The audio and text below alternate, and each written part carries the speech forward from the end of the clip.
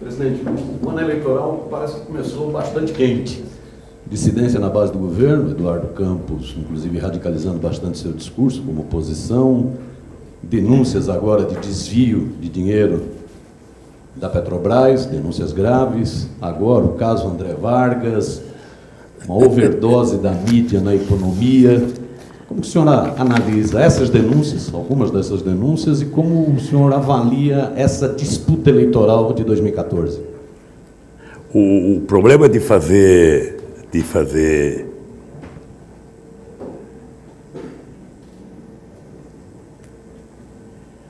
uma pergunta só, você fez 4 perguntas em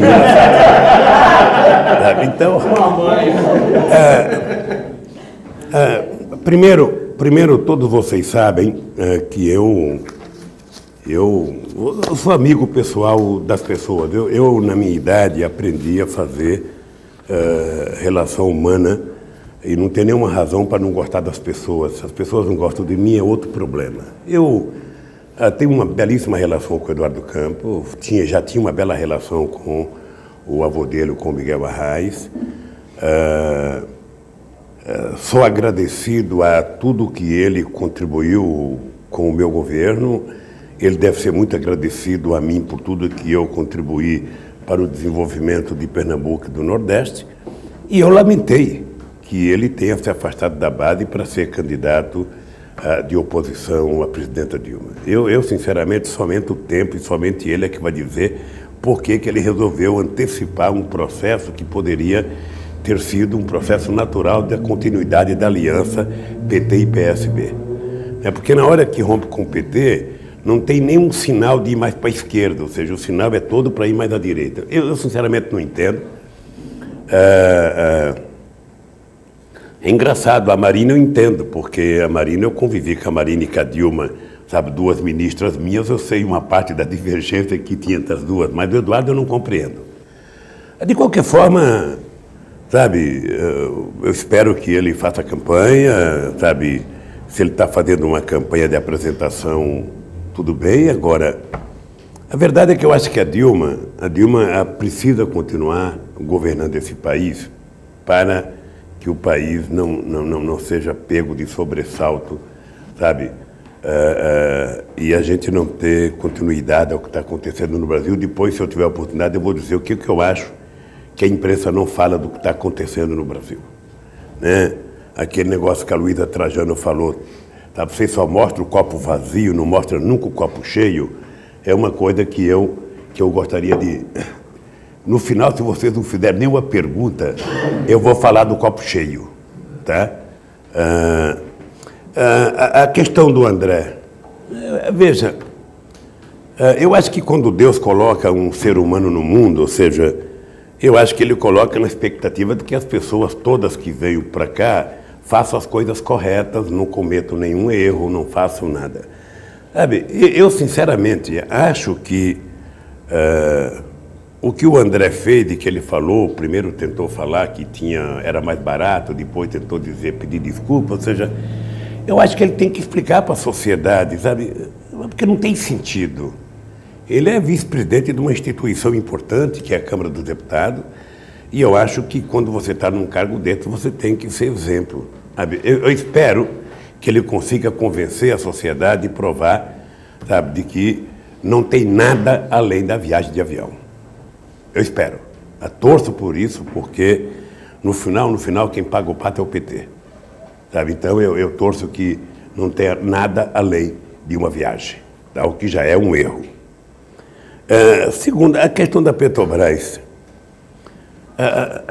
Não é a primeira vez que se tenta, em época de eleição, levantar coisas contra a Petrobras. Em 2009 se levantou uma CPI contra a Petrobras e as pessoas foram prestar depoimento. Esse caso de Passadina, aprendi a falar Passadina esse dia, porque eu falava Passadena. Então, esse caso de Passadina já foi para o Tribunal de Contas, já foi para o Senado, o Graça já falou, o Sérgio Gabrielli já falou, votou outra vez. Agora, votou outra vez, veja, possivelmente porque algumas das pessoas que estão ansiosos para fazer a CPI são pessoas que trabalham, na minha opinião, com o enfraquecimento da Petrobras. Ou seja, que interesse tem algum brasileiro de fazer enfraquecimento de uma empresa da Petrobras? Porque as pessoas ficam dizendo que a Petrobras hoje vale pouco, mas é importante lembrar que se ela vale 98 bilhões hoje, ela valia só 15 bilhões no tempo do FHC. Sabe? Só isso ela valia, só 15 bilhões. Sabe? Não adianta comparar a Petrobras de hoje com a Petrobras de 2010, quando nós fizemos a capitalização, que ela chegou a valer 250. E as ações dela vão voltar a recuperar. Mas o que as pessoas não aceitam é que a gente tenha feito a partilha. O regime de partilha é o que incomodou muita gente e muitos desses queriam privatizar a Petrobras há pouco tempo atrás. Então eu acho que o governo, eu vi até uma declaração da presidenta Dilma hoje, eu acho que o governo tem que ir para a ofensiva e debater esse assunto com muita força. A gente não pode ficar permitindo, sabe, que por omissão nossa, sabe, as mentiras continuem prevalecendo. Ou seja, eu vejo de vez em quando alguns números colocados por pessoas da Petrobras e vejo alguns números colocados pela empresa que não batem entre si. Então eu acho que nós temos que defender com unhas e dentes aquilo que nós acreditamos que seja verdadeiro e que foram os fatos concretos. Sabe, eu sinceramente fiquei convencido com aquilo que foi dito numa entrevista pelo Sérgio Gabrielli. Sabe, agora, obviamente, que tem que falar, sabe, outras pessoas, se o Congresso quiser se manifestar, se o Tribunal de Contas quiser se manifestar, que se manifeste. Mas o dado concreto é que, mais uma vez, os interesses políticos estão fazendo com que, em época de eleição, normalmente, quando a oposição não tem bandeira, não tem programa e não tem voto, a oposição, então, levanta essa ideia de fazer uma CPI. Ou seja, eu nem acho que por conta de uma CPI você tem que fazer outra. Eu não sou daquela de que sabe, que por conta da Petrobras eu tenho que investigar.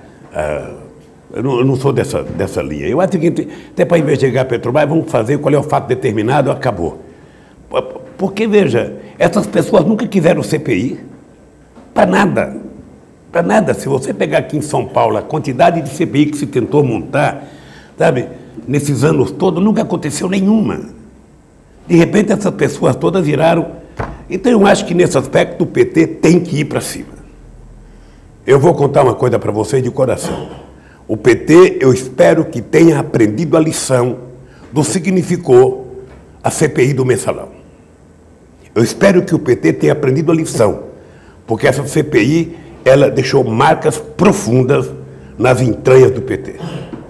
Ou seja, se o PT tivesse feito o debate político, no momento que tinha que fazer o debate político, e não ficasse esperando uma solução jurídica, possivelmente a história fosse outra. Né? Porque, no fundo, vocês todos são pessoas informadas, a imprensa construiu quase que um resultado para esse julgamento. E o tempo vai julgar. Essas coisas a gente nunca consegue saber no dia, na semana ou no mês. Ou seja, às vezes leva anos para que as coisas sejam bastante apuradas e que venham à tona como ele foi. Mas eu de vez em quando fico pensando como é que é possível uma CPI que começou investigando R$3.000, sabe, numa empresa pública que era dirigida pelo PMDB, que investigava um cara do PTB, terminou no PT. É indescritível. Sabe?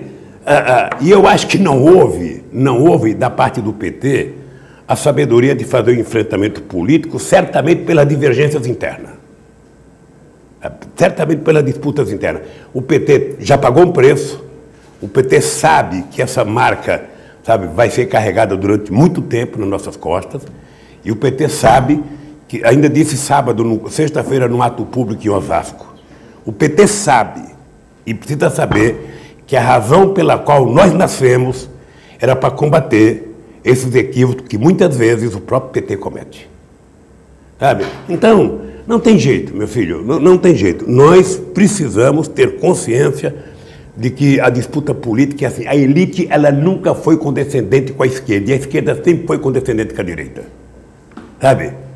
Ela não foi, é só você pegar a biografia do Getúlio para você ver, pega a biografia do João Goulart para você ver, pega a biografia do Juscelino para você ver, vai pegar a minha biografia para vocês verem daqui a alguns anos, não tem condescendência. Sempre que ela pôde, ela foi para cima, sabe? Tentando, e é no mundo inteiro. É no mundo inteiro. Então nós precisamos aprender a fazer essa disputa política. Eu acho que às vezes a esquerda é ingênua.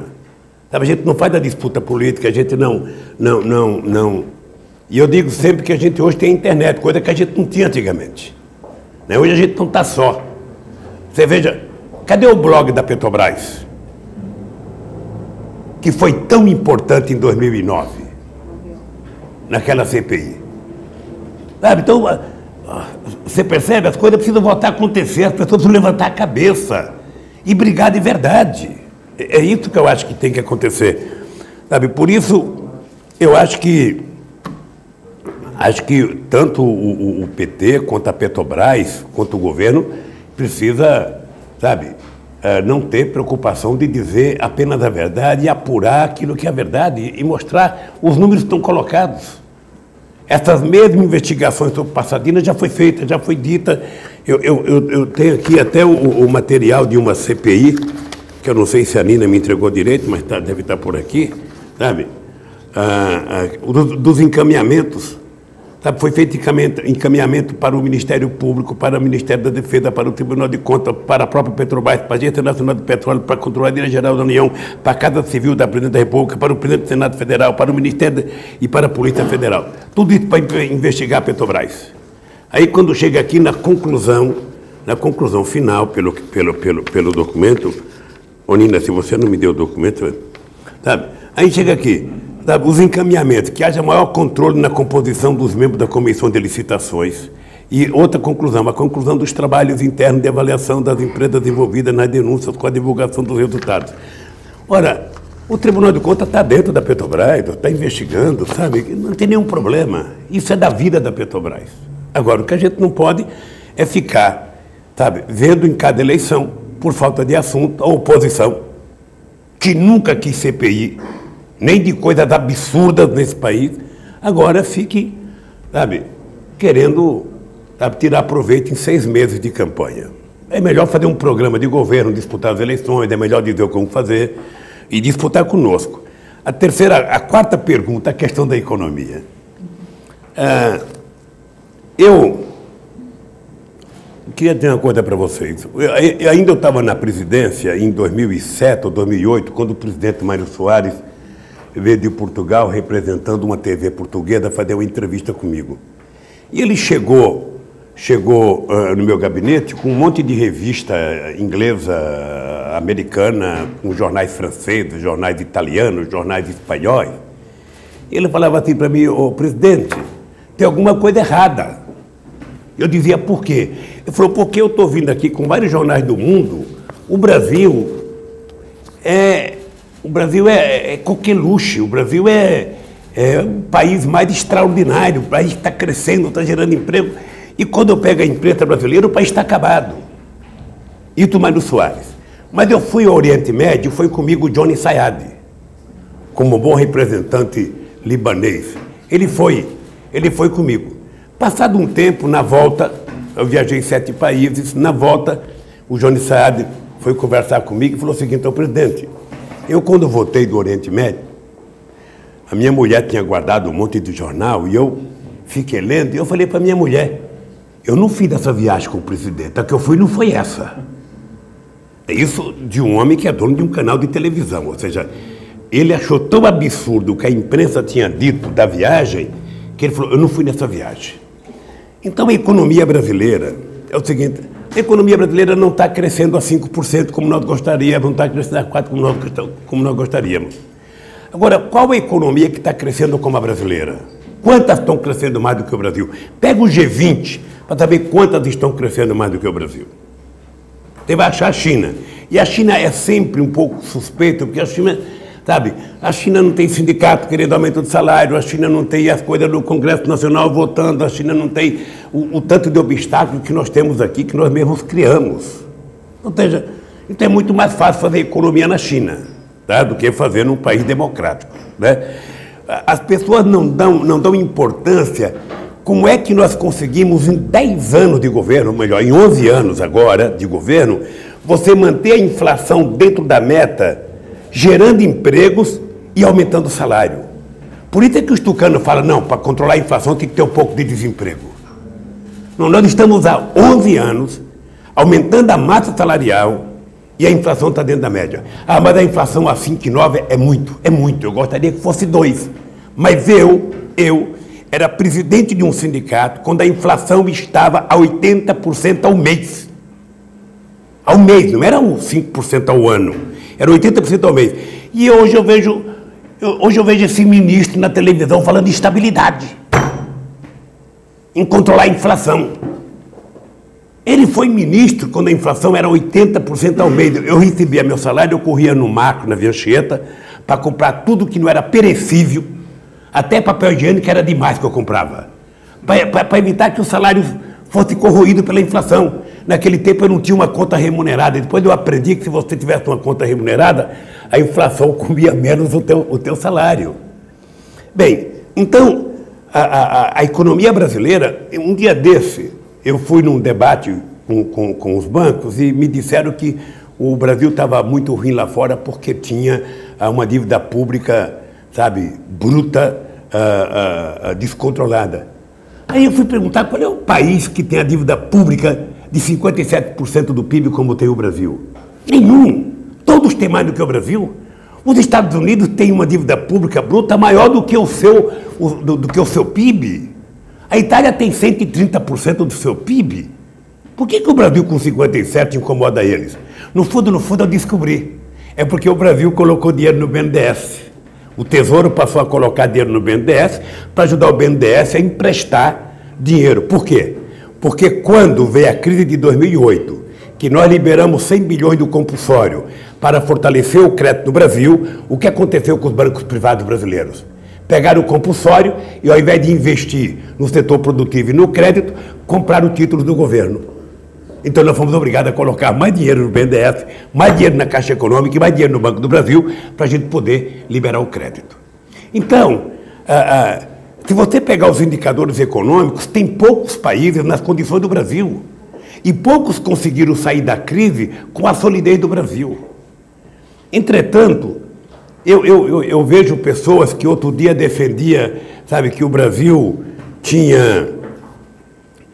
crescer 2% era bom, 2,5% era bom, achando que 2,9% é pouco. Sabe? O Guido tem que saber que é pouco. Eu tenho que saber que é pouco. Vocês têm que saber que é pouco. Mas aonde é que está crescendo? A economia está passando por uma das maiores crises da sua história. Sabe, os americanos não conseguiram recuperar a sua economia, os europeus não conseguiram recuperar a sua economia, a China caiu de 14,5% para 7% do seu PIB. Quem é que está crescendo? A América Latina e a África. Eu, no G8, em 2008, no G20, eu dizia, a chance da gente recuperar a economia é a gente canalizar investimentos para ajudar os países pobres a se desenvolverem, para eles virarem consumidores, sabe, e participantes da economia mundial. Isso não foi feito até hoje, nem tampouco controlar o sistema financeiro como nós propusemos, nem tampouco a gente ter o cargo no FMI e aumentar a participação dos países emergentes, porque os Estados Unidos não votou ainda. Então, a economia brasileira, ela está aquém daquilo que eu gostaria que tivesse, ela está aquém daquilo que a Dilma gostaria que tivesse, está aquém daquilo que vocês gostariam que tivesse. Agora, vamos analisar quem está melhor do que o Brasil. Tá? Porque, veja, no mês de fevereiro foram gerados, se não me falha a memória, 280 mil empregos nesse país formais. 260 mil. Tá? 260 mil. Ou seja, qual o país que gerou isso? Qual o país que gerou isso? Então, eu penso que um país que chegou em dezembro do ano passado com 4,3% de desemprego, companheiro, eu fui dirigente sindical. Sabe? Em modesta parte, eu fui um bom dirigente sindical. Briguei que nem um desgraçado nesse país. O desemprego no Brasil era 14%. Eu, quando ia para a Alemanha, que o desemprego era 3%, 5%, eu voltava com água na boca. Hoje eu vejo a Europa com 8% de desemprego, com 9,5%, a Espanha com 20%, e o Brasil só com 4,3% ou 5,3%, se quiser medir agora. Gente, isso é uma dádiva de Deus. Só pode ser a mão de Deus para ajudar a gente a fazer tanto. Porque o que nós fizemos em 11 anos, O que nós fizemos democraticamente em 11 anos, algumas revoluções não fizeram em 20. O que nós fizemos em 11 anos. Eu de vez em quando brinco com o Sem Terra, porque Sem Terra, se um dia você pegar todo o território brasileiro e fizer reforma agrária, ele vai dizer que ainda falta terra. Você vai ter que ocupar mais um acre, mais sei lá o quê. Ou seja, eu digo para eles, em 11 anos, nós assentamos, só em 11 anos, nós colocamos disponibilização de terra de 48 milhões de hectares de terra. Sabe o que significa o que nós fizemos em 11 anos? 55% de tudo que foi desapropriado em 500 anos de história desse país. É pouco? Não sei. Sabe? Mas a verdade é essa. Em 11 anos desapropriamos 55% de tudo que foi feito em 500 anos. Falta educação. É verdade, falta educação. Mas vamos ver o que aconteceu na educação desse país. Vamos ver. Ou seja, nós, em 11 anos, nós fizemos o dobro daquilo que foi feito no século passado. Saímos de 3 milhões de estudantes universitários para 7 milhões, ou de 3,5 para 7,5. Nós saímos de 140 escolas técnicas para 365 escolas técnicas.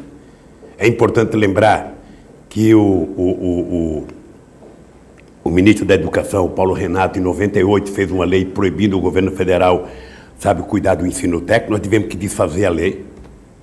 Então, nós fizemos em 11 anos 2,5 vezes o que foi feito num século de escola técnica. Falta fazer, porque nós estamos muito atrasados, gente. Quando a gente quer discutir educação no Brasil, nós temos que ter uma referência. Qual é a referência? O Peru, que é menor do que o Brasil, em 1450 já tinha a sua primeira universidade, a Universidade de São Marcos. O Brasil só foi ter a sua em 1930. Veja quantos anos depois, 400 anos depois, é que nós vamos ter a nossa primeira universidade. Então, significa o atraso nosso em relação ao Chile, em relação à Bolívia, porque me parece que a coroa espanhola era mais chegada a uma educaçãozinha que a coroa portuguesa, que queria que a gente fosse para Coimbra, né? O fato concreto é que nós fizemos uma revolução nessa área e falta fazer muito mais. Nós precisamos fazer o triplo. É por isso que foi colocado o dinheiro do royalties do petróleo para que a gente resolva o atraso na educação brasileira. Isso está ligado ao desenvolvimento da economia brasileira, sabe? Que a gente tem que pegar o que aconteceu de período, sabe? A economia brasileira, eu fico vendo na televisão, hoje eu vejo mais televisão do que eu via, tenho mais informação hoje, mas eu fico vendo os opositores, porque de vez em quando você tem que saber o que eles falam da gente. Eu vejo coisas absurdas, as pessoas se queixam porque tem muito carro na rua. Obviamente tem muito carro na rua. A gente licenciava 1.700.000, hoje licencia 3.800.000, obviamente que tem carro na rua. Sabe? Mas tem muita gente no aeroporto, virou rodoviária. Obviamente que virou rodoviária. Você tinha 48 milhões transitando nos aeroportos, hoje você tem 120 milhões por ano, sabe? Os portos estão superados. Obviamente que está. Você tinha 570 milhões de toneladas por ano, hoje você tem 1 bilhão de toneladas por ano. Sabe? Está faltando mão de obra qualificada. Ótimo! Esse é um bom problema, porque você tem que formar. Porque há 20 anos atrás a gente era mão de obra formada trabalhando, vendendo cerveja na rua, engenheiro vendendo coco na praia, engenheiro sendo analista de banco. Não é isso? Então hoje você tem um problema, que é o seguinte: o povo quer mais, o povo quer mais demanda. Então nós temos que dar essa demanda e atender. Então é isso que eu vejo da economia brasileira, sabe? Nós poderíamos estar melhor, sabe? Aqui é o seguinte, e a Dilma vai ter que dizer isso na campanha claramente, sabe? Como é que a gente vai melhorar a economia brasileira?